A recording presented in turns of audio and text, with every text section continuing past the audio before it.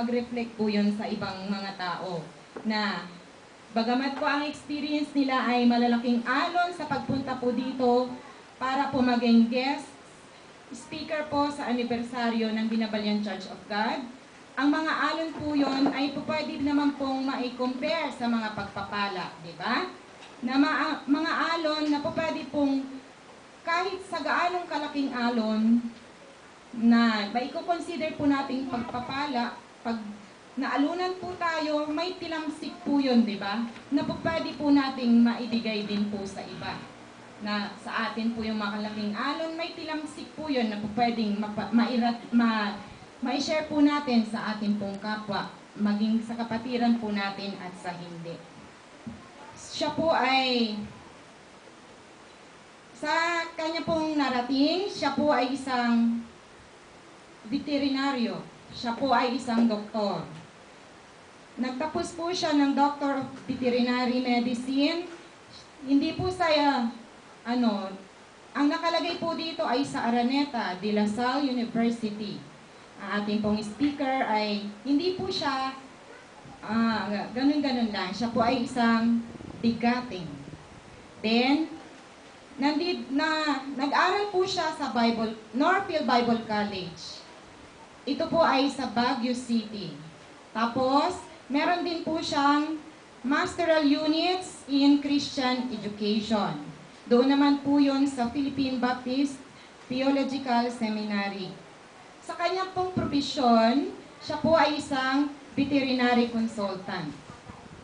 Na siya din po ay isang pastor. Na tumutulong din po siyang gumamot ng mga nasusugatang mga espiritu, hindi lamang po doon, kundi maging po sa mga alaga po ng mga nagamot na mga espiritu, ay po pwede rin po siyang maging consultant. So, malaking tulong din po yon. Tumutulong po sa pagpapagamot, ginagamot po yung mga kaluluwang naliligaw at nasasaktan. Kapag may sakit din po yung mga alaga po nating hayop dahil siya po ay isang veterinaryo, pwede din po natin siyang i-approach. Then, sa ministry po niya, nasa po siya, District Council Member for Square Church, sa Pangasinan po yon, dito po. Bible School Counselor Member din po siya, Pangasinan Bible College.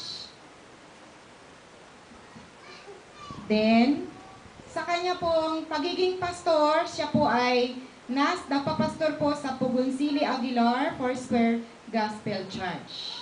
Na bagamat nasa kabilang nasa kabilang bayan, hindi po aksidenteng naparating po siya dito sa atin, kundi nasa plano po yun ng Diyos para sa hapon pong ito ay magkadaupang palad po tayo. Siya rin po ay binigyan po ng Diyos ng isang asawa. Ang asawa po niya ay walang iba po si Cristilita Bugarin. Isang guru din po yon. Tapos, meron po siyang 4 na anak. Babanggitin ko po ang kanyang mga anak para sa mga kabataan na kung sakaling ma-meet nyo sila, pag nag-aral kayo, pag namasyal kayo sa ibang lugar, ito pala yung mga anak ng dating naging guest speaker. Meron po siyang panganay na anak, ang pangalan po ay si Mark. College po yon. Fourth year college na po. Tapos, ang kasunod po niya ay si Micah, 4th year high school. Tapos si Luke, grade 5, at si James, grade 6. Para po ang kanyang mga anak ay grade 1. Ang kanya pong mga anak ay mga Bible personalities din po. So, ngayon po, welcome po natin ang ating guest speaker para sa hapon pong ito. Mga kapatid, ladies and gentlemen, join me in welcoming the man of the hour, no other than Pastor Mario C. Bugarin. Palakpakan po natin ang kanyang anak.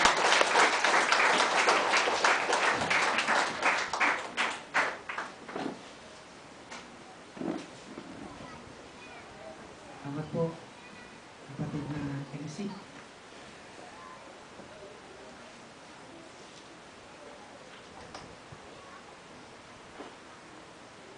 Inuulit ko po ang pagbati sa ating mga kapatid dito sa church na ito. Isang maalab taus-pusong pagbati sa inyo sa inyong ika-28 church anniversary.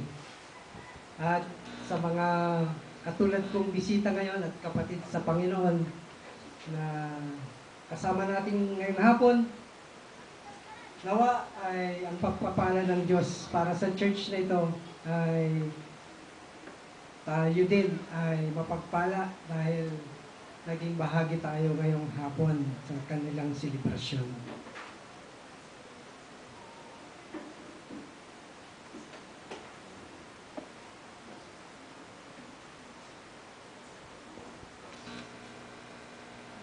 Sa nabasang text kanina, nakita natin na merong iba't ibang bahagi ang katawan at may iba't ibang gawain. Ngunit ito ay iisang katawan. Pagpapatuloy ko lang po yung talakay natin kaninang umaga. At paakyawan ko konti para maikonekta dun sa mga ngayon lang hapon pumunta. Napakaganda ang tema po ng kanilang anniversary, Activating Christians to Thorough Service to God. Dinefine ko po kanina yung word na activate, na kung saan galing yung word na activating dito. At ito po ay nagamit sa 5 field. Ang una ay sa Ingles at ibinilang ito bilang isang verb nang ibig sabihin ay to make active.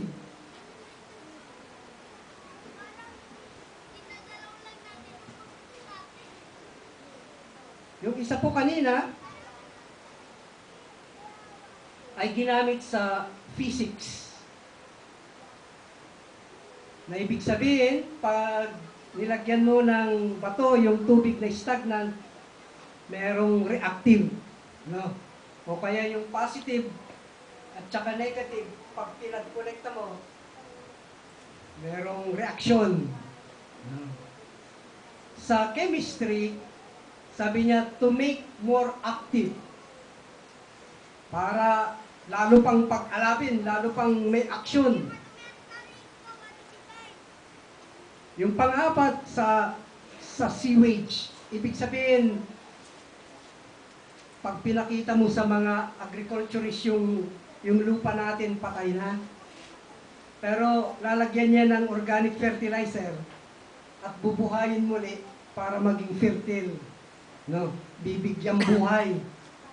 That is to activate. At yung panglima, yung military word na activate. Para dalhin sa isang maaksyong labanan. No. Napakaganda yung panghuli, ang military word. No. Mula nung tinanggap natin ang ating Panginoon bilang Panginoon ng ating buhay at tagapagligtas ng ating kaluluwa, we declare war against Satan, against the works of the enemy, the works of darkness. At mula doon, wala ding ginawa si Satan, kundi gumawa ng kaparaanan para pabagsakin ang isang Kristiyano, ang isang grupo ng Kristiyano, ang lahat ng Kristiyano. Mula noon, at nagpapatuloy, yun ang gagawin niya. Bago magsimula na talakayin itong tema natin, ay nais ko pong manood tayo ng isang video para gisingin yung damdamin po natin na siyang magtutulak upang tayo po ay lalong gumawa para sa Panginoon, paggamit sa Panginoon.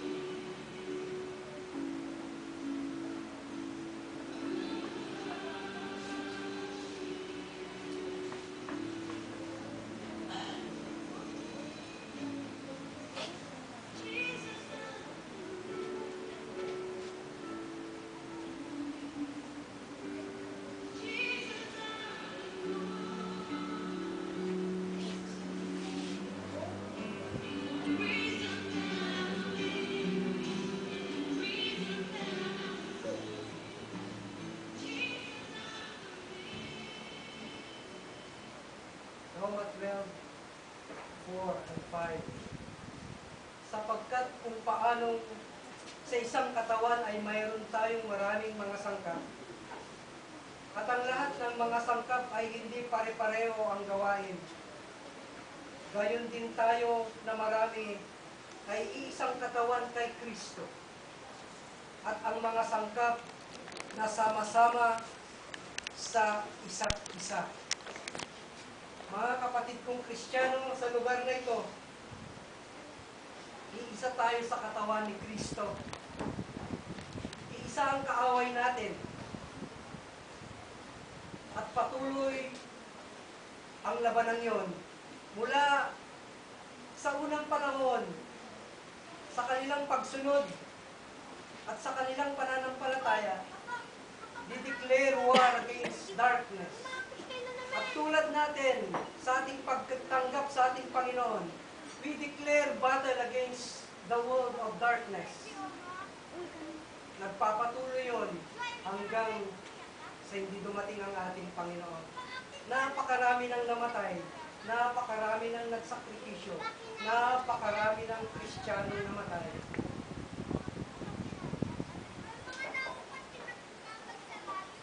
Pero hindi ibig sabihin na natalo na tayo, na wala na tayong magagawa.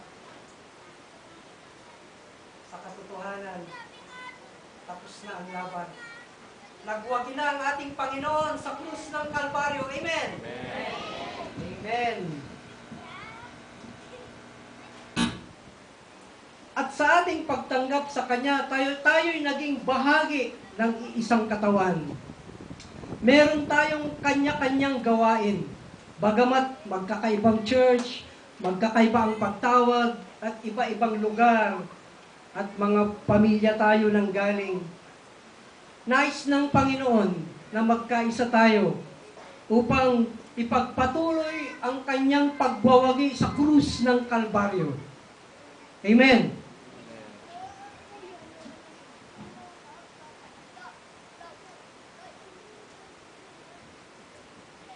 Naiilang ako eh.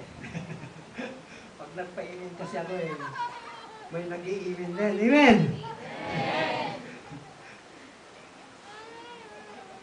Na-inspire ka kasi magsalita pag nagkakaintindihan pala kayo ng kausap mo.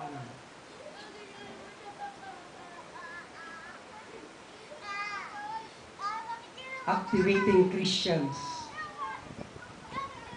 with thorough Christian service to God. May gawain dahil may labanan. Sino ang gagawa? Sino ang lalaban?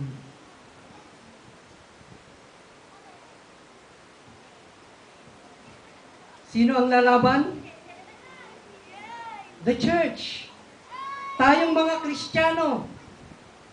Ipagpapatuloy natin ang labanan. Hindi dahil nais nating magwagi, kundi nais nating ipakita na nagwagi na tayo.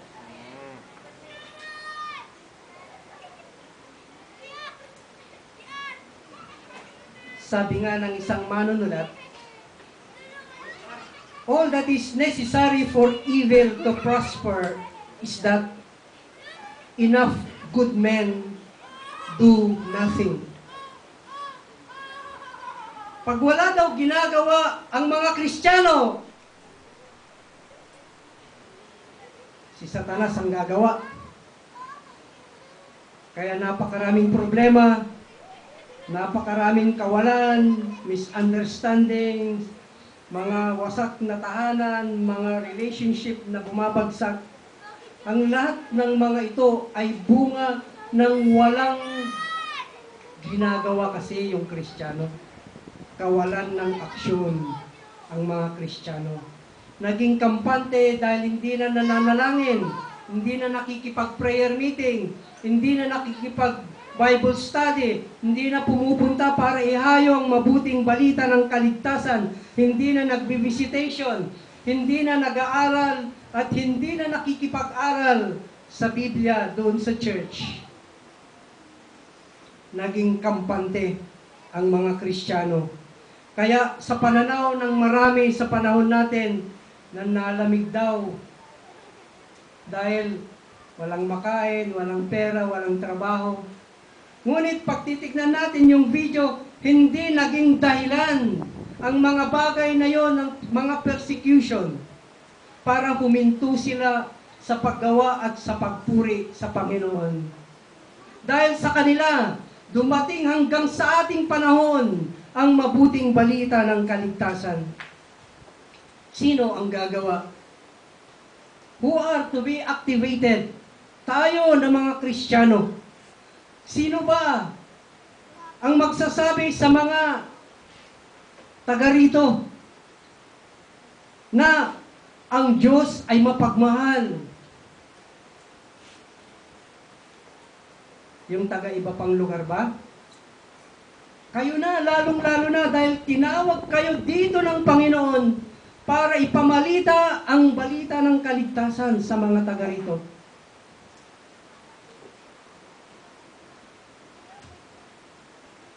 Ang nakakalungkot, napakaraming mga churches at napakaraming mga Kristiyano na ang iniisip, ang pastor ang dapat humayo, ang pastor ang dapat manalangin, ang pastor ang dapat pumunta, ang pastor ang magbisita at gawin lahat.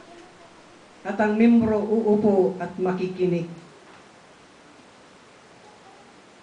Hindi yun gusto ng Diyos. Yan ang gusto ni Satan. Yung maging tamad ang mga tagasunod ni Kristo. Ayon sa pag-aaral, ang normal daw na church ay dapat at least 25% sa membro pumupunta sa church ay gumagawa sa gawain ng Diyos. Hindi kaya lahat ng pastor. Pag i-consider natin ang nangyari sa Book of Acts chapter 6, sa panahon after the Pentecost, dahil sa kapangyarihan ng banal na Espiritu, dumami ng dumami ang mga tagasunod ni Kristo. At sa pagdami ng mga Kristiyano, dumami din ang gawain. Dumami ang kailangan i-serve, i-Bible study, ipag-pray, dahil dumami ang naniwala at sumampalataya sa Panginoong Diyos. Kaya dito, pumili sila ng 7 para gumawa doon sa gawain na na-create dahil sa kanyang pagdami. After 28 years, ilan na kayo? Sabi nyo kanina, sa history, umabot na kayo sa puntong 100 mahigit. Ilan ang naiwan doon? Nasaan yung iba? Pinatulog ba ni Satan? Tinalo ba ni Satan? Pinatahimik ba ni Satan? Naging kampante na ba sa kayamanan, sa kagalingan, at komportabling tahanan? That is the work of the enemy. At yun, ang naniniwala akong mensahe ng Diyos na nais kong iparating sa inyo, na gisingin ang mga natutulog at painitin ang mga nanlalamig. Amen? Tignan mo nga yung katabi mo. Natutulog ba? Yugyugin ang upuan para magising. Who is to do the work of the ministry? Ang church. Habang dumadami ang ministry at ang gagawa hindi si pastor. Yung mga membro na dumami, yun din ang gagamitin ng Diyos na gagawa doon sa gawaing na create, doon sa need na nag-arise dahil sa pagdami.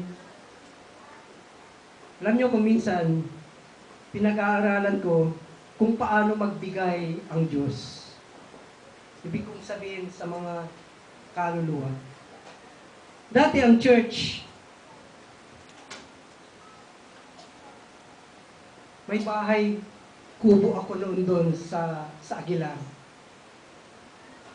Ako ang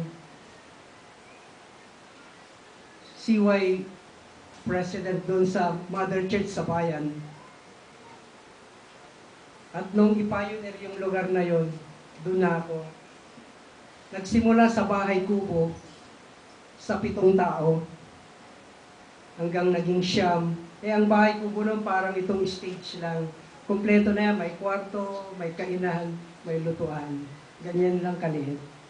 At yung sala, kasya na yung 8, 7, 9. Hanggang sa labas, binuksan na, naging 15, naging 25, hanggang dumating na yung uncle ni Sam na karpintero, hanggang yung mga karpintero gustong gumawa ng mas malaki, dahil maluwang yung bakuran, sige gumawa kayo, hanggang tinulungan ng iba pang mga karpentero, hanggang may nagbigay para gawin ng mga karpentero.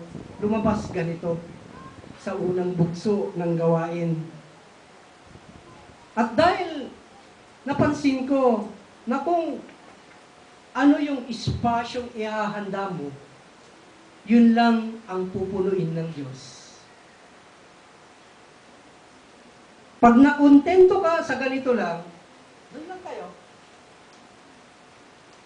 Pag nakontento kayo ng ganito lang, hanggang ganito lang. Kaya nung naabot namin yung ganito hanggang sa blackboard, hindi kami nakontento. Kaya ang Diyos nag-provide ng pangangailangan ng church, at yung ganito kalawak naging hanggang doon sa pader. At pinuno yun ng Diyos ng tao. Huwag nating limitahan ang Diyos. Amen. Gumawa tayo at ipagkakaloob niya. Gumawa tayo at palalawakin niya. May 2 bagay tayong makikita dito sa Book of Acts, chapter 6. Kailangan intindihin natin ito. Una, na ang bawat membro ay hindi lamang membro.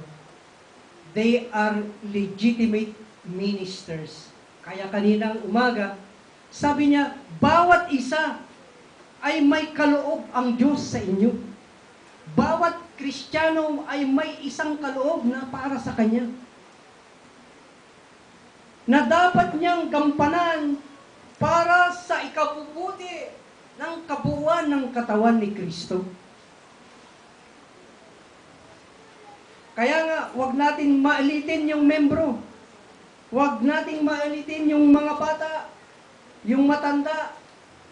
May mga kanya-kanyang ministry yan. Yung bata, baka gamitin sa mga bata. Meron kaming mga bata doon, dahil mga elementary, nandiyan niya yung mga elementary. Yung high school, yung mga high school. Nakakatawa ngayon, mga membro ko. Kasi farmland doon. Yung pag ano ka ng seeds, di ba, tutubo, tapos anuin siya para itanim. May 2 ina na na-convert. Doon pa, nanguha ka ng punla para itanim. Pag marami din sila, 7, 8, ganon. Lahat na yung kasama nilang 8, kasama na nilang nagsasamba. Dahil siniran nila habang nagbubunot ng punla. No. Do the work. Ginagawa nila yung pinagawa ng Panginoon sa kanila. Kaya huwag nating maliitin yung isang bata lang. May maraming paraan at kaparaanan ng Diyos para kunin yung isang kaluluwa, iligtas yung isang kaluluwa. Galing ako sa 5 magkakapatid na lalaki, at ako ang naunang tinawag ng Panginoon nung bata ako. Tandang-tanda ko pa ang lahat. 5 taong gulang.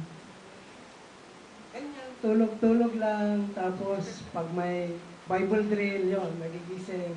Makikikonti sa Bible drill kasi may bookmark, may candy, may lapis, hanggang lumaki. No. Huwag nating i-consider baliwala kahit alinman sa mga membro natin. Every lay people are legitimate ministers. Huwag nating hadlangan ang paggalaw ng Diyos. Sino man ang gamitin niya sa kanyang katawan sa isang iglesia. Pangalawa, every ministry is important. Baka akala nyo walis-walis lang yon. Sa harapan ng Diyos, napakahalaga. Napaka-importante na yung ginawa mo. Kaninang umaga, in-enumerate natin yung 6.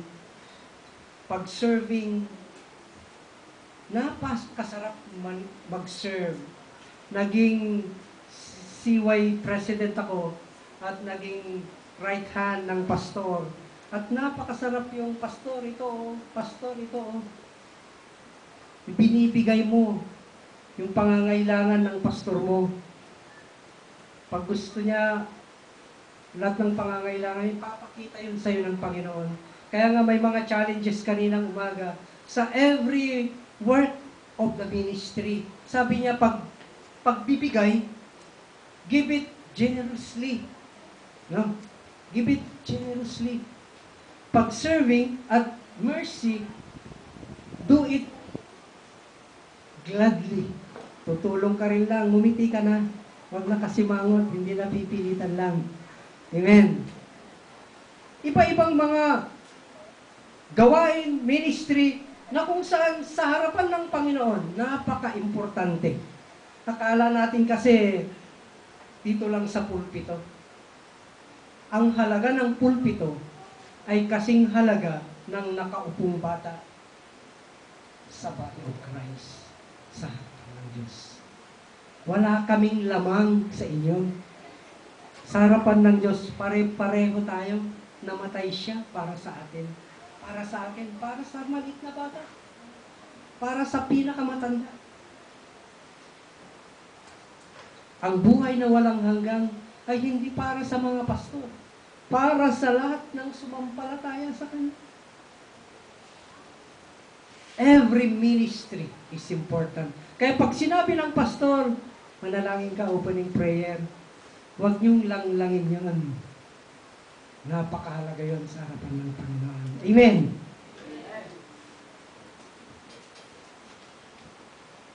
Lay people are legitimate ministers, and every ministry is important.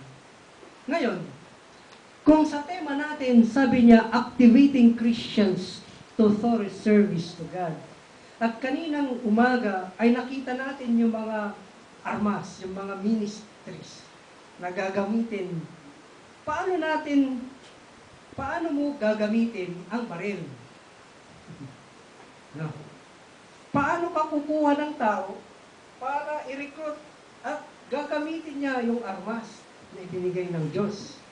No. Sasagutin natin yon. How to activate Christians for the work of the ministry. May 6 na punto dito. Katapat 5. Katapat nung 6 kaninang umaga. Ang una, lift people up. Ibig sabihin, meron dapat inspiration o encouragement.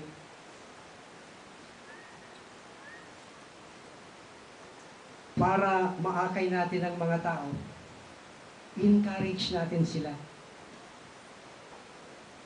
Dito sa loob at maging sa labas. Hindi papasok sa simbahan para magsamba ang hindi mananampalataya. Kailangan nila ng inspiration. Kailangan nila ng encouragement. Ito ang maganda doon sa G12 practitioner. Dahil ang ginagawa sa evangelism, walang Bible. Magugrupo ang kabataan, pupunta, ipagpipray yung isang lugar at pupuntahan ang isang lugar. At pagpunta doon, kumustahan lang. Kumusta tatay, kumusta nanay, kumusta anak, yung mga anak na at mga katulad nilang mga kabataan. At lalabas na yung problema. Ang hirap ng buhay. Ganito kasi, ganito kasi. O anong gagawin mo? Siya nang nagbukas. Then, ang unang pasok is encouragement. Inspire mo siya sa pamamagitan ng mga pangako ng Panginoon, ng salita ng Diyos. Kita mo, namasyal ka ng meron ng Bible study kagad. Nakapag-share ka na kagad ng salita ng Diyos. And that is encouragement. That is lifting people up. Kahit saan ngayon, saan ka pumunta, may problema yan.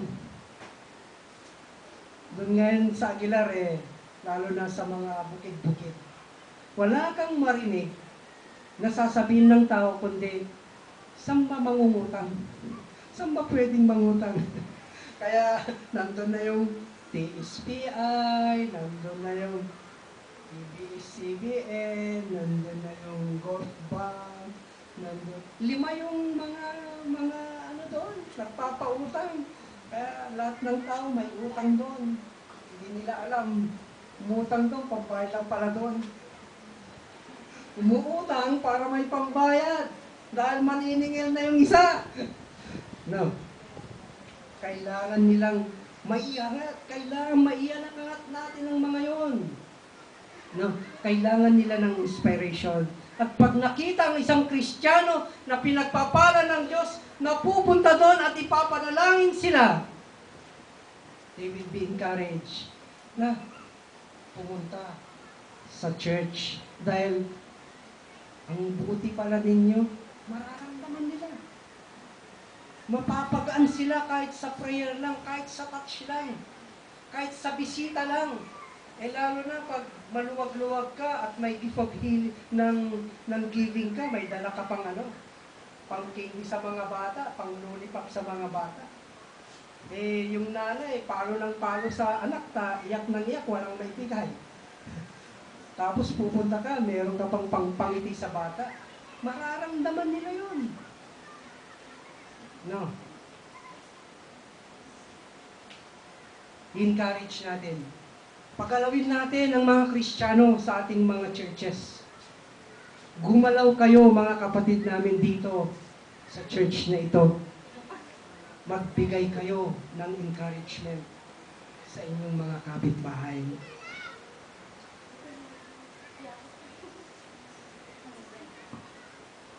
At lalo na sa atin sa loob ng church, kailangan i-encourage natin yung isa, yung bawat isa sa atin na kumanta naman. May boses ka, kumanta ka rin. May gift ka, sige, subukan mo. Encourage natin. Nagkamali lang, pangit boses mo, hindi ka nakasama sa music ministry. No.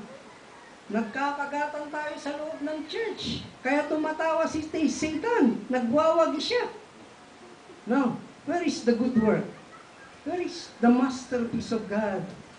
Nag-aaway, tumatawa si Satan. No. I-encourage natin ang bawat isa to do the work of the ministry. Pangalawa, not only lifting up people or encouraging or inspiring people, but second, look people over. Anong ibig sabihin nun? Ginamit ko yung word na activate na militar. Kaya sa militar, merong enlistment, merong recruiting, no? Pagpunta nyo, pagsusundan nyo ko, yung una kanina sa encouragement, lalabas kayo, grupo-grupo.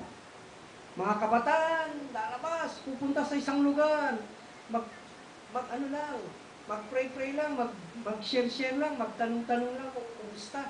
Kumustahan lang. Punta yung mga tatay sa mga tatay, nanay sa mga nanay. Kumusta, kumusta? Iiyak na yan. I-encourage nyo. At pag-encourage nyo at naramdaman niya ang inspiration ng Diyos, yun na.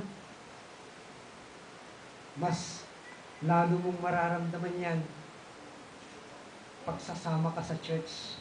That is recruiting.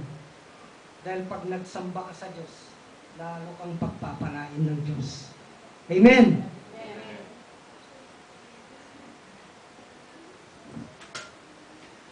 Recruiting. Sa recruiting, we are not just looking sa mga tao na mag-fill ng slot. Kung wala yung song leader, may sakit daw ang ulo yung song leader, ikaw na lang. Para bang hindi mahalaga yung panikibutas, panakibutas lang. Hindi ganun dapat ang pagtrato natin. Pag wala yung isa, at i-fill up natin, that's not for the purpose na i-fill up lang yun. Alam natin na yun ay ipinahintulot ng Diyos dahil panahon na para yung isa naman ay gamitin ng Diyos para makita niya na kaya din niya magpakanta. Amen. Mamaya, mag-Bible study si pastor. Tapos, sa susunod na linggo ulit, sa susunod na Miyerkules o Biyernes. Tapos, pagpunta, sabi ni pastor, mauna na kayo, may bisita. Wala na bang pupunta? Puro takot na ba yung mga pupunta? Wala na, talo na tayo sa labanan. Kaya may pastor o wala, kailangan gawin yung ipinapagawa ng Diyos. Amen. And that's enlistment. That's recruiting. No? Recruiting. Para sa mga tao na makuha natin o to be recruited, ay may tatlong bagay na dapat siyang makita. No? Ang una, challenge. Kailangan i-challenge mo siya. No? Kailangan i-challenge mo siya. Na siya ay gagamitin din ng Panginoon, gagamitin siya, pinagkalooban siya, anointed by God. I-challenge mo siya. No?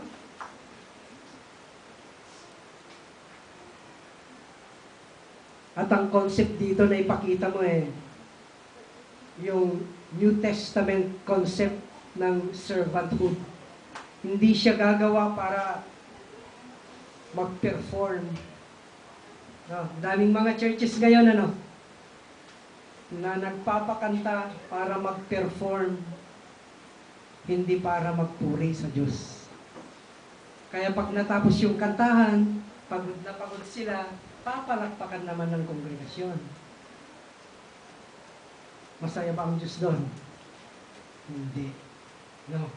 Kaya dito sa enlistment, kailangan yung dadalhin dito ay hindi for the sake dahil may talento lang siya. Hindi para subikat ang pupunta dito sa harap.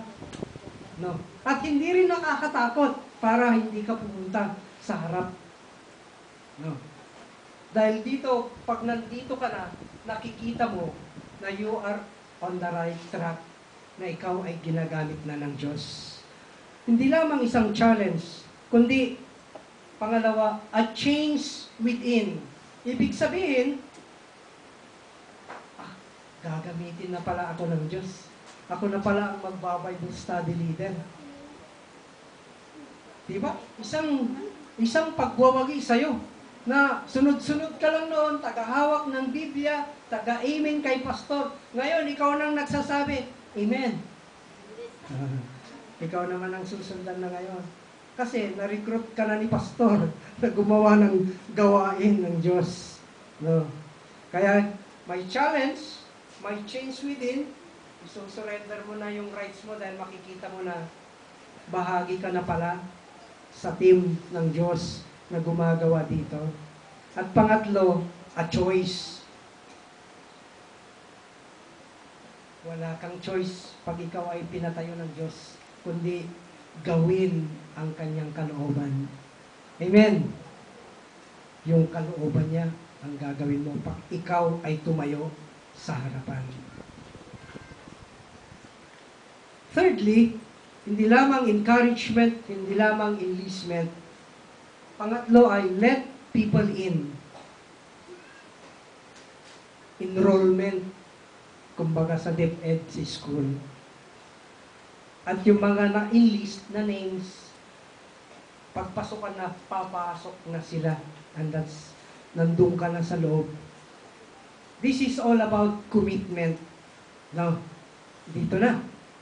Paghayo nyo, pag-pray nyo, marirevive, marirefresh, ma-inspire, tapos i-recruit nyo, pupunta sa church, dahan-dahan, magpupuri na yan. No, mamaya magkukumit na yan sa Panginoon. Mamaya magbibigay na yan sa Panginoon. Mamaya magte-testify na yan sa Panginoon. Mamaya, gamitin mo na opening prayer na.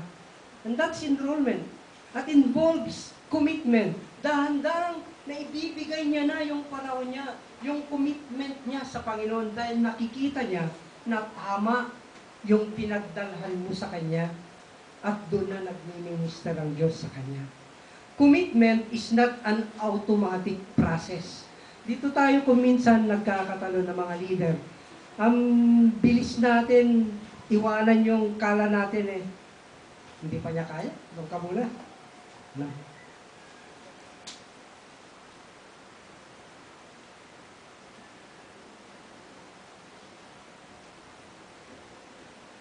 Ang mga taong na-enlist o na-enroll ay may tatlong bagay na dapat malaman. Tatlong P. Una, philosophy. Ang philosophy mo, pag ikaw na ay Kristiyano, ikaw na ay anak ng Diyos. Amen? Wala yatang anak ng Diyos nila?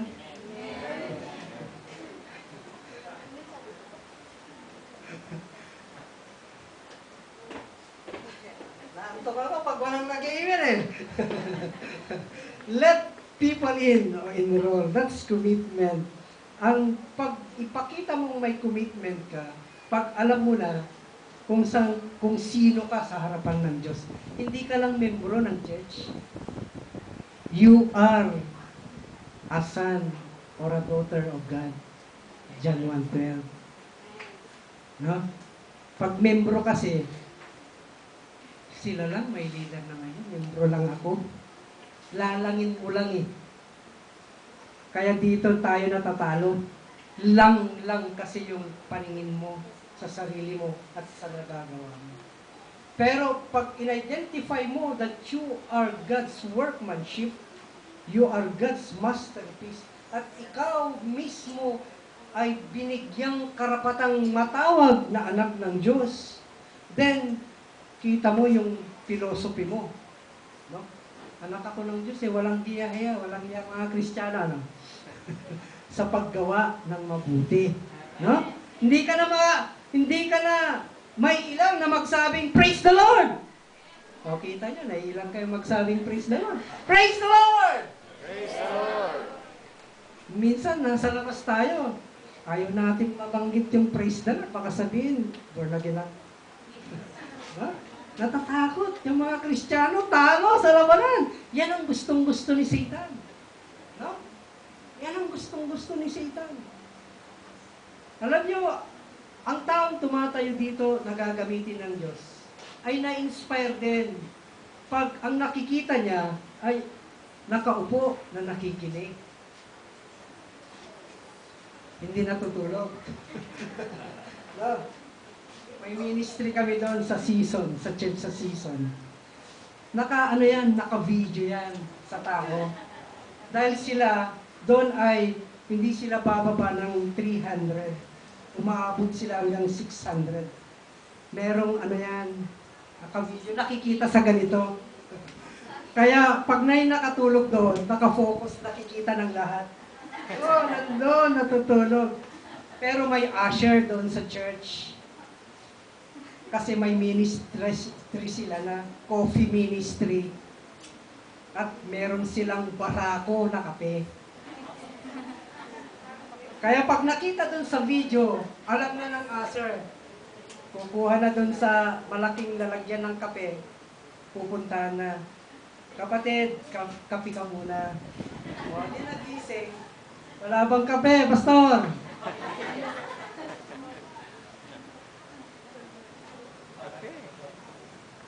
At ang pangatlo, hindi lamang philosophy. Pangalawa, purpose. Saan ba tayo pupunta? Saan ba tayo pupunta? Di ba sa dulo ng video? Kahit kawawa tayo sa paningin nila, pupunta tayong langit. Amen? Pupunta tayong langit. Babalik ako. Igagawa ko kayo ng paglalagyan.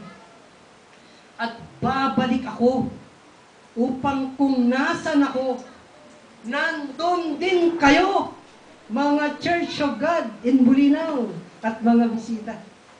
Nais ng Diyos noon pa man na makasama ang kanyang mga anak sa walang hanggang buhay. Noon pa man, maging sa creation, kasama na ng Diyos sa Garden ng Eden. God walked with Adam and Eve. And through the Holy Spirit, don't you know that you are the temple of God in which the Holy Spirit lives in you? Nandyan! Tapos ikaw, Kristiyano, pupunta sa Bulangan, pupunta sa kabaret. Nandyan ang Holy Spirit. Hindi sumasayaw ang Holy Spirit sa madilim. No. Sa maliwanag siya sumasayaw. Kaya nga, hindi bawal sumayaw ang mga born again. Pwedeng sumayaw. Sabi nila, ayokong mag-born again. Bawal na ang sumayaw. Pwede ang sumayaw. Pero para sa Panginoon. Amen? Para na sa Panginoon. Kasi yun yung purpose natin. Yun yung purpose ng Diyos sa pagtawag niya sa atin. Para sa Kanya ang lahat ng gagawin natin. At pangatlo, process.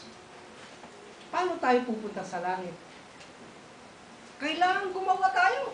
Di ba? We must be activated. Kailangan suportahan natin ang gawain sa iglesia.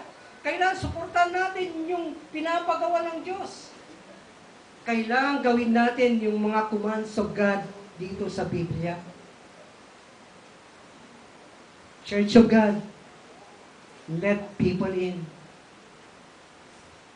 Let your commitment solid on Jesus Christ, the head of this church. Pangapat, line up people. Line people up. Paano yan? Equipping. Ito'y tungkol sa training. Sabi ko kaninang umaga, doon sa gift na kaloob ng Diyos sa Ephesians chapter 4.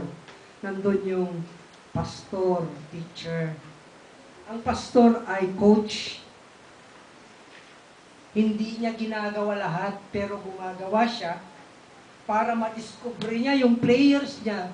Kung saan magaling mag-lay up yun. Pang forward yun. Yun. Rebounder. Mag-rebound lang yun.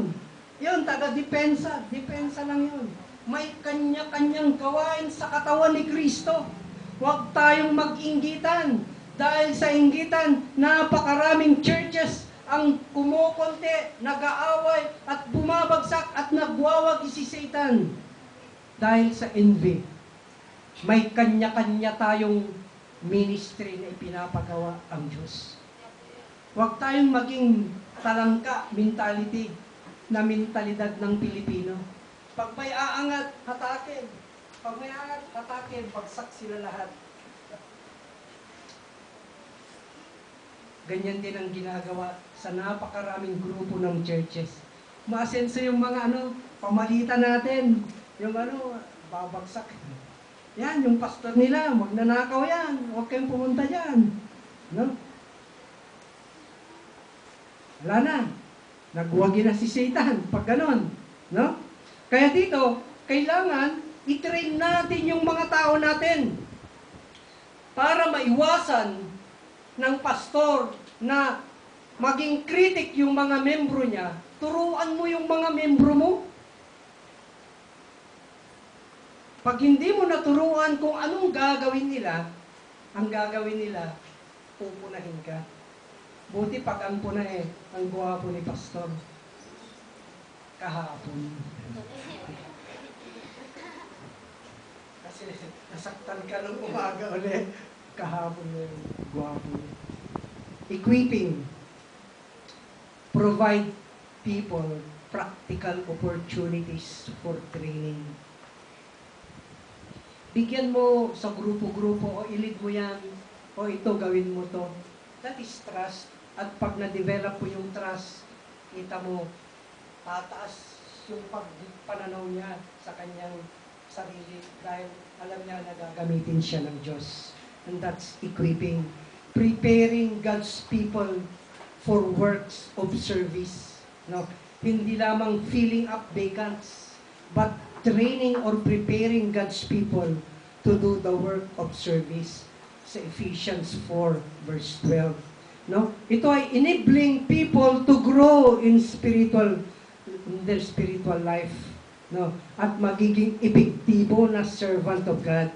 Naalala ko, nung ako yung CY, ang CY president kasi sa amin noon, siya ang chairman ng evangelism. Kaya sa labas siya, lahat ng Bible study, lahat ng crusades, lahat ng evangelistic service, CY President gagawin. Yun ang gawain niya. At napakaraming Bible study noon sa mga Taram area. Merong hapon, may gabi, hanggang madaling araw, inaabot kami sa daan. Meron pa, naalala ko dahil napakaraming in-pay doon sa amin, sa malapit sa mga bundok. Nagpa-Bible study ako, mamaya kumakatok doon, titignan ko, may Armalite, may Carbine. Pero wala yun. Hindi yun nakakamatay ng kaluluwa.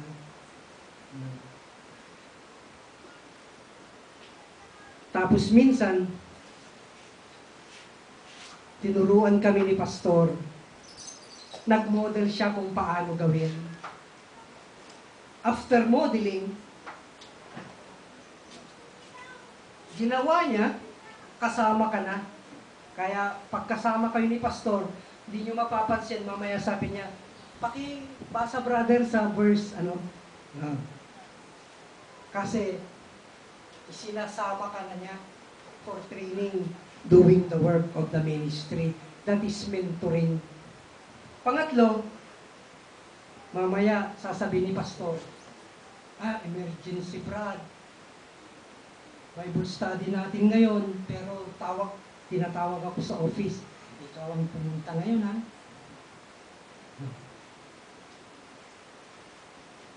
Strategy lang yun ni pastor.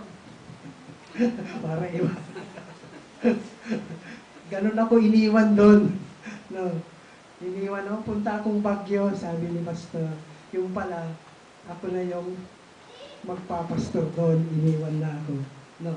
Then you do it. Ikaw nang gagawa, wala na eh. Ang bilin niyang sa akin noon, nung iniwan na ako sa Pugon City, pag may kailangan ka, tumawag ka, hindi sa akin, sa Diyos. Minsan tumatawag tayo sa pastor eh. Tapos hindi maibigay ni pastor. Wala naman na itutulong si pastor. Lipat na lang ako sa kabila, baka may maitutulong doon. Naglilipatan lang, naghahanap ng magbibigay. No? Kasi hindi nila alam yung training na nangyayari pag sila ay ginagamit sa church. Ibig sabihin mga kapatid, bawat isa sa atin ay dapat paggamit sa gawain ng Panginoon. Amen. Amen. And that's training. We're giving you accountability. No? Kasi pag laro-laro lang, lalaruin mo talaga. Seryosohin natin, gawain ito ng Diyos. At pag nagawa mo, minsan nag-pray ako, Dahil ako ng pastor, wala na, hindi na si pastor. Nung kasama ko yung pastor, nakita ko, patay buhay. Talagang nagtutubuan ng mga ano ko sa ministry ng pastor na yun. Iniwan na ako. Tapos may pumuntang ina, may anak. Kasi nag-altar ko lang ako. Pagpunta dito, yung anak, kalbo. Punong-puno ng galis. Talagang yaki. Sabi niya, ipag-pray sabi ng Panginoon, ipatong mong yung kamay. Sabi ko nang ipatong ko. Gumanon, pero sabi ng Panginoon, ipatong mo yung kamay. Pinatong ko ang kamay. Yung basa, naging tuyo. Walang kumapit. Dahil ginamot ng Panginoon. No? Ginamot ng Panginoon. Doon kasi mag-multiply yung gift mo pag naranasan mo na. Nung nagamot yun ng Diyos sa pamamagitan ko, maghahanap ako ng may galis. Wala na. Yung iba namang sakit. No. Mayroong bata, 3 araw na dahil bumagsak nakasakay sa baka, nalaglag, at hinimatay, hindi na nagising 3 araw. Ano doon nakahiga? Pero may pitik. Wala na, pobre-pobre, kaya antayin na lang mamatay. Pumunta kami doon, malapit sa bundok. Kakilala ko yung isa doon. Sabi niya, Doktor, hindi yung bata ko ang may sakit. Yung anak ng kapatid ko. Hindi ako pumunta dito para sa inyong bata. Para doon sa pamangkin ninyo. Dahil nais ko na ipag-pray. Pinakilala ko ang Panginoon at pinag-pray namin. Pag-pray namin, hindi pa rin gumalaw. At pag-uwi namin, hindi pa rin gumalaw. Pagdating daw ng gabi, dahil hapon na kami umuwi, pagdating ng gabi, umupo at sabi niya sa nanay niya, Nanay, gutom ako, pakainin mo ako. Amen. Hallelujah.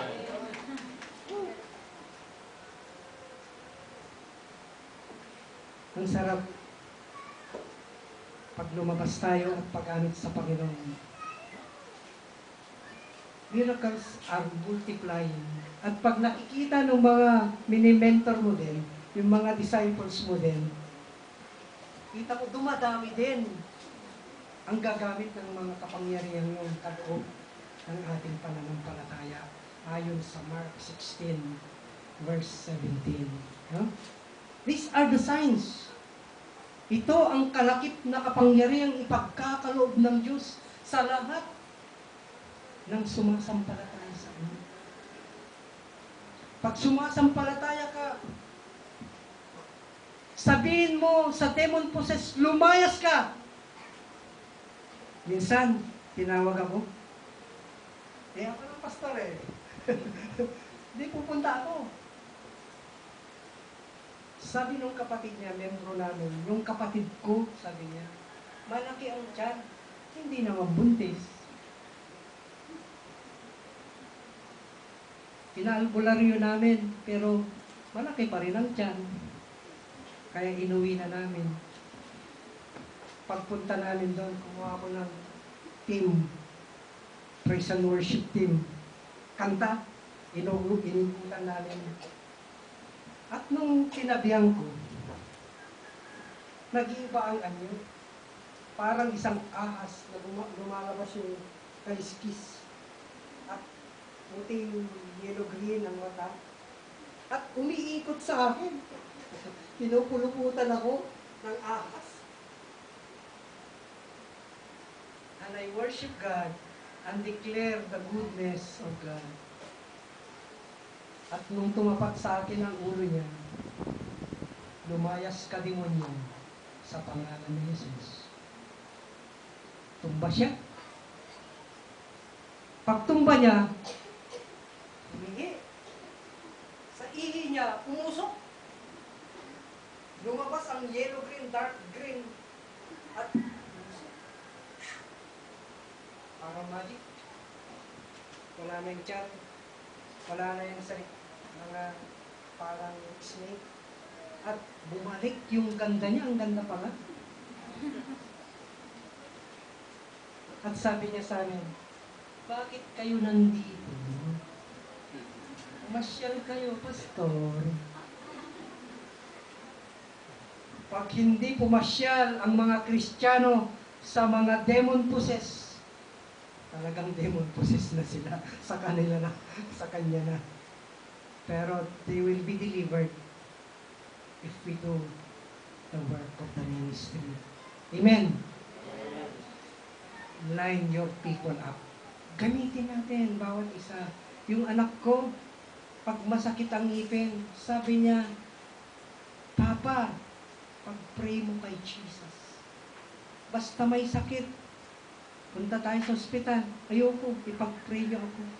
O sige, ilihans mo yung kamay mo, nasa nang masakit. Ililihans mo. Eh sabi ng Panginoon, and they will recover. Minsan sabi niya, hindi ka naman nananalangin. Hindi, sabi ng Panginoon, ipatong mo lang yung kamay mo sa kung saan masakit eh. Without uttering a word, alam ng Diyos ang puso natin.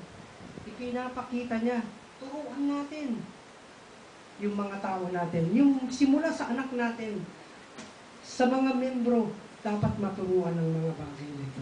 At panglima, let people out. Pastor, I must be out at 4 p.m. Mas 4 na yata. Let people out.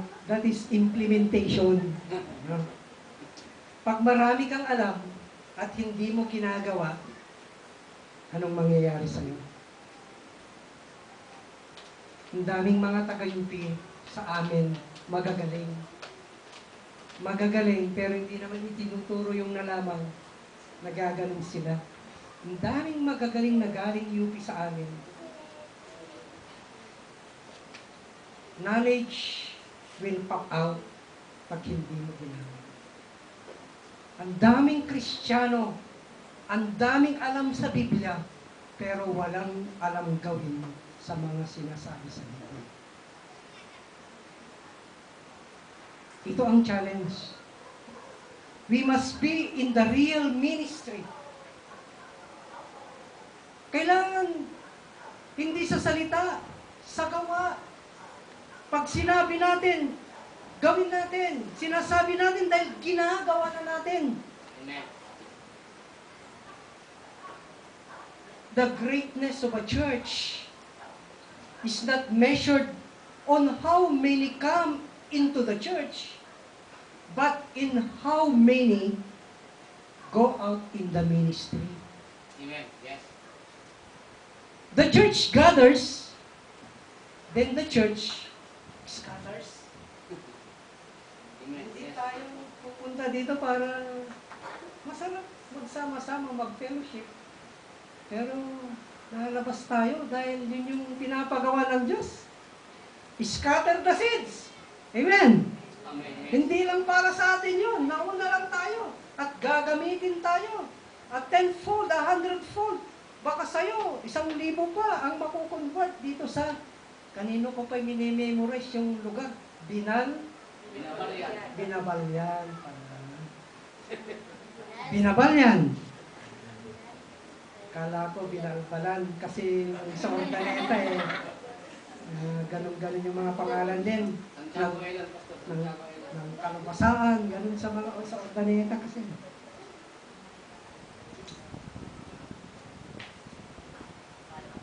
Church of God, for 28 years, ang tanong ko, have you done your work? Nagawa nyo na ba ang pinapagawa sa iyo ng Diyos? Kung bakit ka narito? Naiyak ako kanina sa kanta, Bakit ka nagpupuri? Bakit ka narito? God, nandito ako para purihin ka. Bagamat na-invite, may gagawin, but foremost, dahil karapat-dapat kang purihin kahit sa lugar na.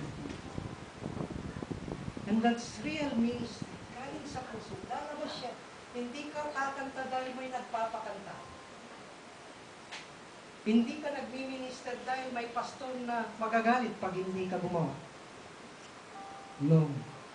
We enter to worship and we go out to serve.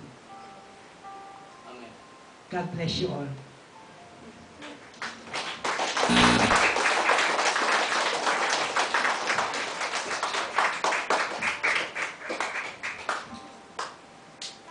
Salamat muli, Pastor, sa mga napakayamang mensahe na ibinigay niyo po sa amin ngayon.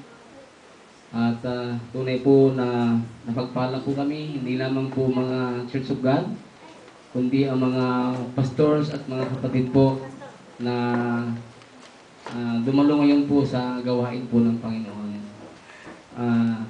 Tayo po ay tinatawagan ko nga po dito si Pastor at i-alayan natin siya ng isang panalangin para po sa Panginoon dahil sabi nga niya kanina ay natatandaan ko ay huwag mong lalangin-langin lang yung panalangin o piling-pilit ka man kung ano man yung ministry natin dahil ang pananalangin po ay ito ay isang pamamaraan ng Diyos upang kanyang iparanas ang mga himala at mga pagpapala ng Diyos sa bawat mananampalataya po ng Panginoon. Amen ho ba kapatid? Kaya't Pastor, hindi namin kayang bayaran ng inyong ginawang pagmiministry po sa amin sa islang ito. Dahil ang sabi ng Panginoon ay ang halaga ng isang kaluluwa ay hindi katumbas ng buong kayamanan ng buong mundo. Kaya paano namin babayaran kung ganoong kamahal ng isang ministry ng isang pastor na nagdudulot ng mga kaluluwa na nagpupuri po sa Panginoon. Kaya ang aming pong maibabahagi po sa hapong ito ay aming pong pananalangin para po sa ating pong sa inyo pang mga malawakang ministry po na pinapagawa po ng Diyos. Mga kapatid na nandiyan, pwede bang samahan niyo po, tumayaw po tayo at i-rehearse po natin ang ating kamay para po kay Pastor Hallelujah. At tinatawag ko po ang aking overseer na siya po ang manalangin para po sa ating pong Kiss Student.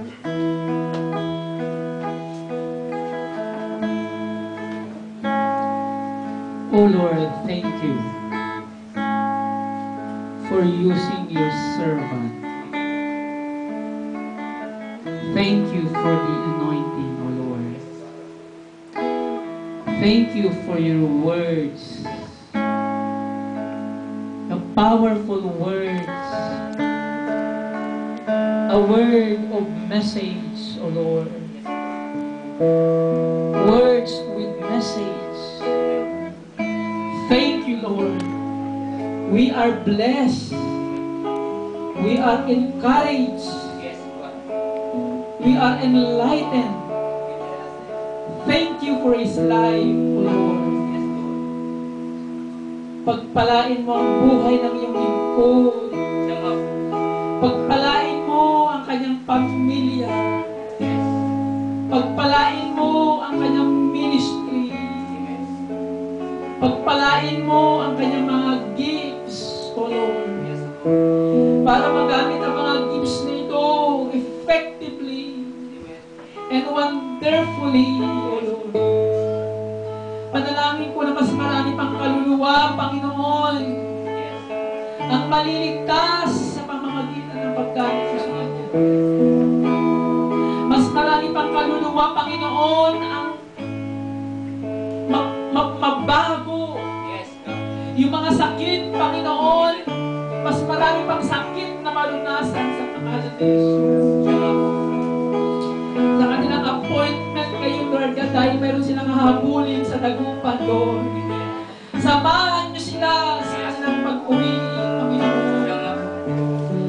Bigyan mo siya ng talino para sa appointment appointment meeting na yan, O Lord God.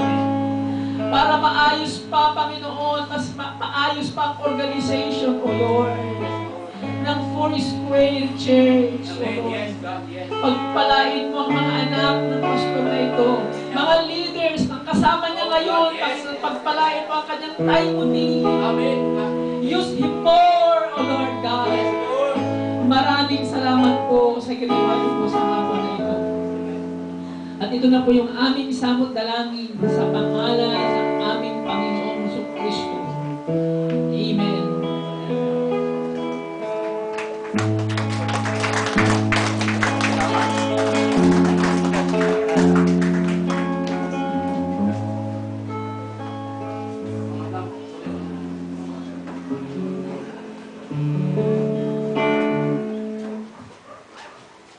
So siguro naman po ay na-activate po ang bawat isa sa atin.